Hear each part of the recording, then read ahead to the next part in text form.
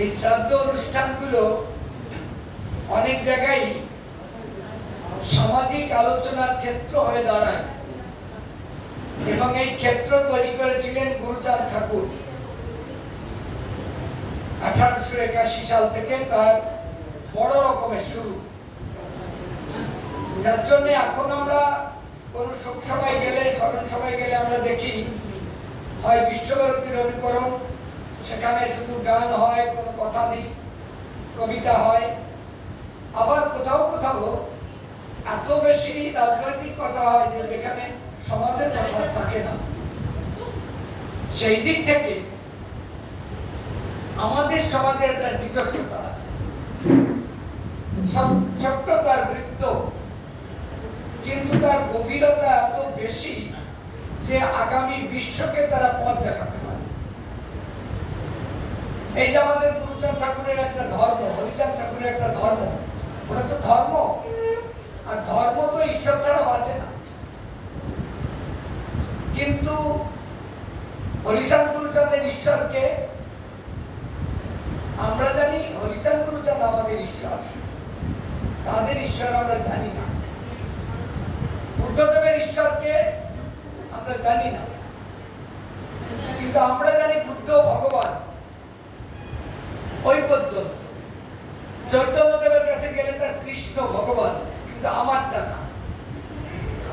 এই যে তার নতুন বোধ, এটা কিন্তু বড় বড় পণ্ডিতদের, ওই হেগেল, মার্কস, ডারউইন, ওদের মতন আবিষ্কার না।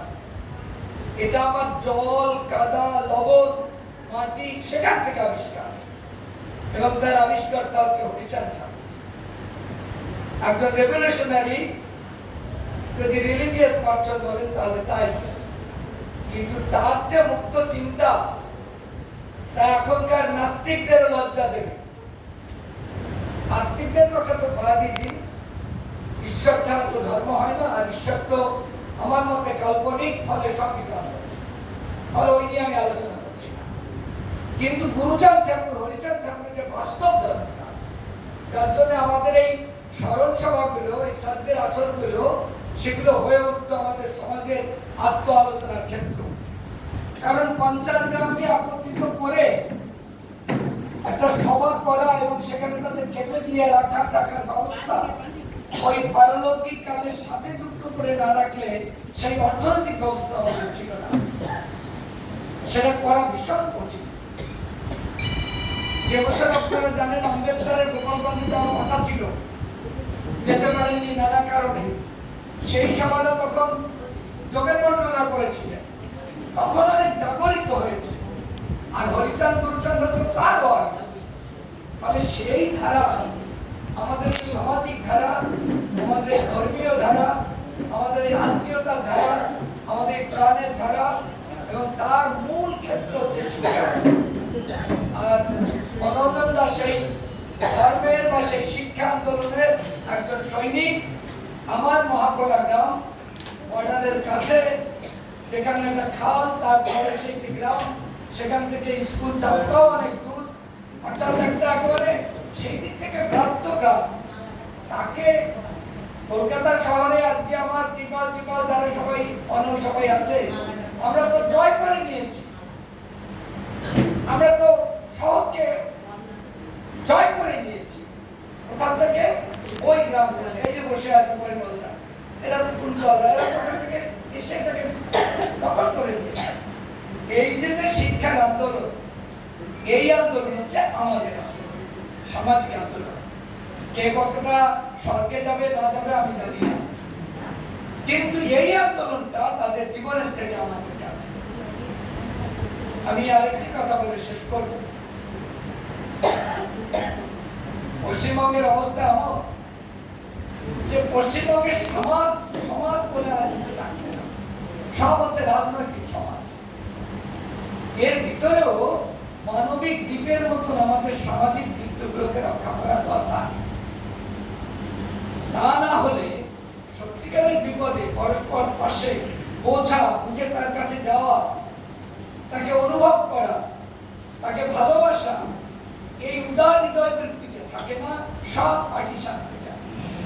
আর আমরা তো পার্টিশনের বলি, সেখানে গিয়ে আবার ঘরে ঘরে পার্টিশন হলে সেটা ভালো হয় না।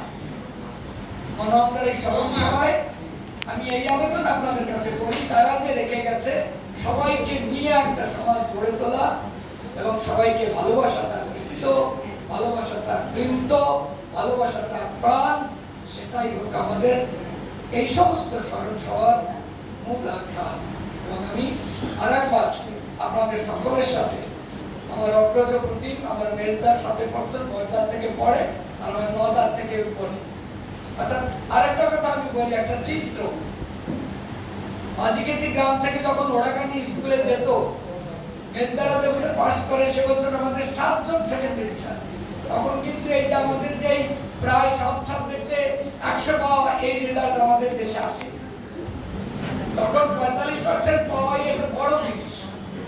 এই আমাদের গ্রামের থেকে 7 জন ছেলে সেকেন্ড ডিভিশন পাচ্ছে, এইরকম একটা কাহিনী হচ্ছে এই আমাদের মনোনন্দন দ্বারা।